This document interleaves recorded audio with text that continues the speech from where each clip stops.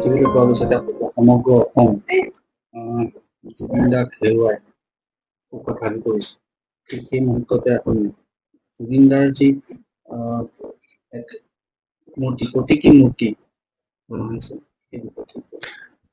ধন্যবাদ আপোনাক, আপুনি এইখিনি খবৰ ৰখাৰ বাবে।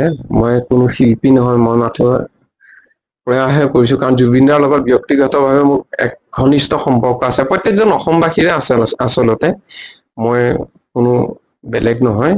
কিন্তু জুবিন দাৰ লগত মোৰ যেতিয়া কলাগুৰু ফেষ্টিভেলত নগাঁৱত এক যোগাযোগ হৈছিল, তেওঁ মোক বিচাৰিছিলে আৰু একেৰাতিৰ ভিতৰতে কলাগুৰু বিষ্ণুপ্ৰসাদ ৰাভাদেৱৰ মূৰ্তি বনাবলৈ দিছিলে, আৰু মই বনাইছিলো, যিমানখিনি পাৰো মই প্ৰয়াস কৰিছিলো, আৰু তেওঁ উন্মোচনো কৰিছিলে। আৰু সেইদিনা মোক এটা কথা কৈছিলে, মই মৰিলে তই এনেকে বনাবি দে। মই সেইদিনা দাদা কৈছিলো, এইবিলাক কি কথা কয় হে দাদা, কি নোহোৱা নোপোজা কথা কৈ থাকে। কিন্তু দাদাই তেতিয়া মোক কৈছিল, নহয় তই কৰিবি দে, মোৰ বিশ্বাস আছে। আৰু আজি যেতিয়া খবৰটো পাইছো, মই বহুত চেষ্টা কৰিছো, কিন্তু মই পৰা নাই। খুব বেছি 5 মিনিট মূৰ্তিভাগৰ লগত থাকো, বহুখন পোকে খুন্দা মাৰি ধৰে, তাৰপিছত আকৌ বিচনাত পৰো, আকৌ মই আপোনালোকে দেখিছে চাগে, মই খোৱা ৰুমটোতে মই এইখিনি কৰিছো, অকলশৰে আছো, খাবও পৰা নাই, শুবও পৰা নাই। ভাবিছিলো আজি যাম বুলি, কিন্তু নোৱাৰিলো। হয়তো চাব নোৱাৰিম, বুকুখনে নামানিব, নিজে অসুস্থ হৈ যাম। সেই গতিকে নিজকে সুস্থিৰ কৰি এই মূৰ্তিভাগ মই যোৰহাটবাসী ৰাইজক অৰ্পণ কৰিম বুলি ভাবিছো, যিহেতু তেওঁৰ সমাধি ক্ষেত্ৰ যোৰহাটবাসী ৰাইজে বিচাৰিছিলে। কিন্তু দুৰ্ভাগ্য সোণাপুৰত হৈছে, সেয়াও আমাৰ এক সৌভাগ্য, কাৰণ চৰকাৰ আৰু পৰিয়ালে নিৰ্ধাৰণ কৰিছে, আমি তাক আদৰি লৈছো। কিন্তু যোৰহাটবাসীৰ যি আবেগ আৰু অনুভূতিত য'ত আঘাত পাইছে, সেই আবেগ আৰু অনুভূতিক সশ্ৰদ্ধ প্ৰণিপাত জনাই মোৰ এই সৃষ্টি, মোৰ এই প্ৰয়াসক মই তেওঁলোকক অৰ্পণ কৰিব বিচাৰিছো। আৰু আপোনালোকৰ সংবাদ মাধ্যম যোগে মই সকলো যোৰহাটবাসীক কৰজোৰে নিবেদন কৰিছো, মোৰ এই মূৰ্তিভাগ যাতে নিয়াত মোক সহায় কৰে। কাৰণ আপোনালোকে জানে, শিল্পকৰ্মীসকল সাধাৰণতে দুৰ্ভগীয়া আৰু আটাইতকৈ দুখীয়া হয়। মই কোনো তাৰ ব্যক্তিক্ৰম নহয়। সেই গতিকে মই আশা কৰিম সকলোৰে সহযোগিতা, যেনেকে আপোনালোকে সহযোগ কৰিছে, সকলোৱে মোক সহযোগ কৰক। অসম আজি ৰাতি মই কমপ্লিট কৰি পেলাম, কাৰণ অন্ত্যেষ্টিক্ৰিয়াৰ আগত মই সম্পূৰ্ণ হৈ যাব। কাৰণ অলপ এতিয়া মনটোক ডাঠ কৰিছো যে নাই, মোক কৰ্তব্যভাগ মই সম্পূৰ্ণ কৰিব লাগে আজি ৰাতিৰ ভিতৰত। হয়,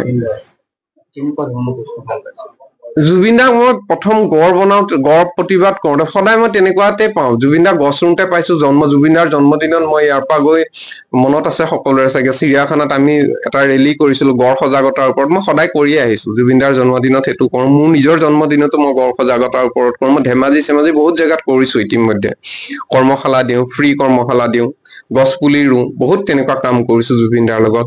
কাৰ বিৰোধিতা কৰিছো, আৰু সকলো অসমবাসী ৰাইজে জানে যে মই বুকুৰ তেজেৰে কাৰ বিৰোধিতা কৰিছিলো। আৰু জুবিন দাৰ সেই সত্তাটোক মই যিমান দিন পাৰো জীয়াই ৰাখিম, কাৰণ জুবিন দাই যিখিনি কৰিছিল আৰু যিখিনি মোৰ হৃদয়ত আছে, সেইখিনি মই সদায় নিৰবিচ্ছিন্ন ভাৱে মই কৰি যাম। জুবিন দা যি মূৰ্তিটো বনাইছে, সেই মূৰ্তিটো কিহৰ প্ৰতীকত বনাইছে?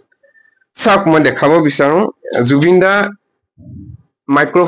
সদায় গানৰ ওপৰতে, গানেই জুবিন দাৰ সৰ্বস্ব আছিল। সেই গতিকে তেওঁ আজি প্ৰকৃতিৰ কোলাত হৈছে, এইটো গছ ভাল পাইছিলে, তেওঁ এজোপা গছ, এইখন হাত, এই হাতখনে তেওঁ আজি প্ৰকৃতিৰ কোলাত।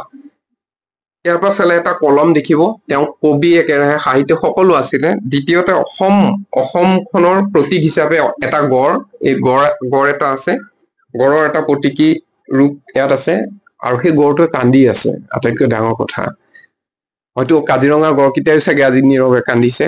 ইয়াত অকল কেৱল মানুহেই নহয়, নিৰ্বোধ জীৱ জন্তুও কান্দিছে। সেই গতিকে আৰু কবলগীয়া একো ভাষাই নাথাকে একচুৱেলি। তথাপিও কৈছো, জুবিন দা য'তেই থাকক, সদায় সুখত থাকক, আকৌ এবাৰ ঘূৰি আহক।